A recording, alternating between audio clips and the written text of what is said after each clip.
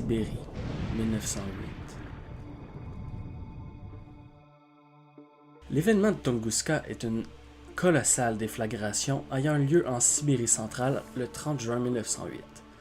Elle ne fit qu'un seul mort, récemment recensé. Afin d'illustrer l'amplitude de l'événement, l'explosion rasa approximativement 2000 km² de forêt, ce qui peut être comparé à plus de la moitié de la superficie du Québec. De plus de 60 millions d'arbres furent couchés, pointant tous le point d'impact de l'explosion. Un grand mystère plane sur cette explosion qui fut équivalente à approximativement 300 fois la puissance de la bombe Hiroshima. En effet, encore aujourd'hui, on ne peut confirmer ce qui s'est produit le 30 juin 1908 à Tunguska. Après plusieurs tentatives d'exploration du territoire reculé et peu peuplé où l'explosion eut lieu, une équipe de chercheurs va sur le terrain pour la première fois, seulement 19 ans après l'explosion. Ces derniers ramènent quelques clichés et croient en l'hypothèse d'un choc cosmique. Ceci étant, une multitude de spéculations voit le jour depuis les années 30. Certains proviennent d'experts crédibles, d'autres sont assez farfelus et certaines se rapprochent d'une visualisation plutôt divine de l'événement. Ainsi, dans un océan d'hypothèses, les experts suggèrent l'hypothèse de l'écrasement d'un astéroïde sur Terre. Pour débuter, l'événement de Tunguska eut lieu en Sibérie, comme dit plus tôt.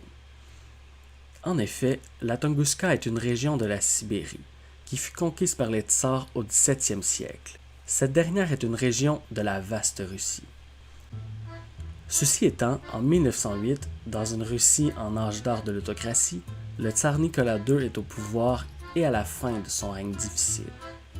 Ce dernier n'était pas très proche de son peuple, qui préférait son père, Alexandre III. En effet et par exemple, Nicolas préférait investir dans les guerres russo-japonaises au lieu de tenter de soigner la crise économique grandissante, qui engouffre la population de plusieurs classes sociales dans la pauvreté. C'est dans ce contexte sociopolitique que l'empire autocrate des tsars finira par chuter en 1917. 3 ans avant l'explosion de Tunguska, en 1905, une immense grève impliquant 392 usines eut lieu. On peut ainsi conclure que le contexte socio-historique pré-révolutionnaire russe ne favorise pas l'intérêt pour l'événement de Tunguska en 1908. C'est pourquoi la première expédition officielle sera reportée 19 ans après l'événement, soit en 1927. I'm here to tell you right now, we don't care. Let me tell you We don't care. De plus, les hivers sibériens sont réputés pour être horribles et la zone est très mal connue. En effet, en plus d'être très peu habité, seulement quelques éleveurs de rennes, nomades et des autochtones vivent à Tunguska en 1908. Afin de poursuivre, penchons-nous sur la spiritualité des Tungus, seul peuple vivant dans la région de Tunguska en 1908. En effet, ces autochtones, seuls habitants de la région de l'événement de Tunguska, furent aux premières loges devant le cataclysme matinal du 30 juin 1908. Lors de la première expédition des lieux en 1927, les chercheurs eurent la chance d'entendre d'intéressants témoignages à propos de l'explosion survenue à leur porte. Selon certains, l'explosion fut le résultat de la manifestation du dieu Ogdi, un dieu destructeur. Un autochtone confia « Soudain, le ciel nordique se scinde en deux. Puis, très haut au-dessus de la forêt, tout le côté nord du ciel apparut comme étant couvert de feu. À ce moment, il y eut un bang dans le ciel et un son d'écrasement puissant. Ce bruit fut suivi d'un bruit semblable à des pierres tombant du ciel, ou bien à des coups de feu. La terre trembla. En effet, la terre dut trembler ce jour-là, car des ondes sismiques du choc furent enregistrées aux 4 coins du globe. Ainsi, comme cité plus tôt, la première expédition sur les lieux de l'impact eut lieu en 1927, et l'équipe de recherche fut menée par Leonid Kulik, un conservateur d'une collection de météorites au musée de Saint-Pétersbourg. Après être arrivé sur les lieux de l'impact, l'équipe de chercheurs prirent quelques clichés et conclurent que la Terre entra en collision avec un objet céleste. Par contre, il ne semble pas avoir de cratères ou de fragments sur les lieux de l'impact.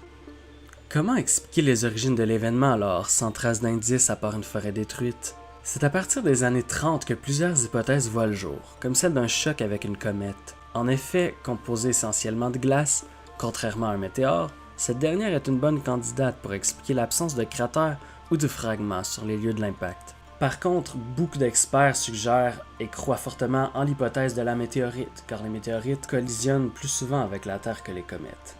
Quelques années plus tard, des théories plus farfelues virent le jour, comme celle d'un potentiel essai nucléaire avant son heure.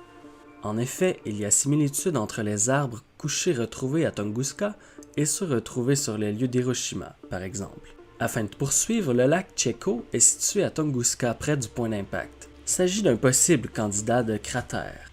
Effectivement, ce dernier ne semble pas répertorié sur les cartes avant 1908. Ainsi, des chercheurs italiens l'étudient depuis 1999 afin de trouver des sédiments, de découvrir des traces de ce qui s'est produit ce matin de 1908.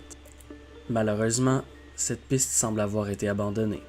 Pour conclure, la théorie la plus acceptée de nos jours serait qu'un grand astéroïde de pierre de 120 mètres de diamètre s'écrasa sur Terre. Après son entrée dans l'atmosphère, l'astéroïde aurait produit une boule de feu approximativement égale à plusieurs centaines de fois la bombe Hiroshima. Cette théorie est la plus probable. De plus, le fait d'exploser dans le ciel explique l'absence de cratères ou de fragments. Une récente hypothèse fut le jour en mars 2020 dans Monthly Notices of the Royal Astronomical Society, une revue scientifique. L'étude menée par une équipe de l'Université fédérale de Sibérie suggère qu'un astéroïde d'une taille estimée entre 100 et 200 mètres de diamètre frôle à la Terre de quelques kilomètres en 1908 pour ensuite rebondir vers le Soleil. L'astéroïde, composé essentiellement de fer, aurait chauffé et ainsi perdu de la masse sans laisser la moindre trace de cratère d'impact ou de fragments. Par ailleurs, l'étude d'un petit astéroïde qui chuta en Russie en 2013 permit à l'équipe sibérienne d'accumuler plus d'informations sur lesquelles se baser pour cette étude.